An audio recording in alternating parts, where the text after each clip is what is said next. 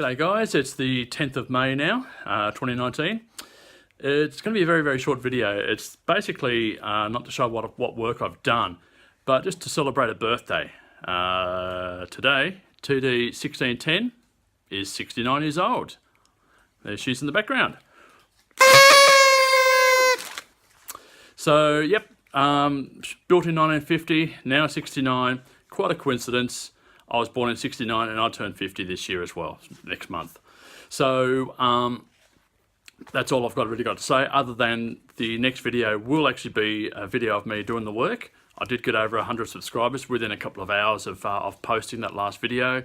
So like I said before, I will be doing the right hand side brakes, or just pulling them apart as such, because I've got to wait for parts to come in, like wheel cylinders.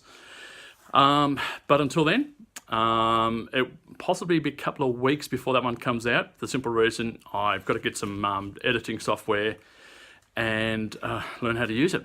But anyway, until then, I'll see ya.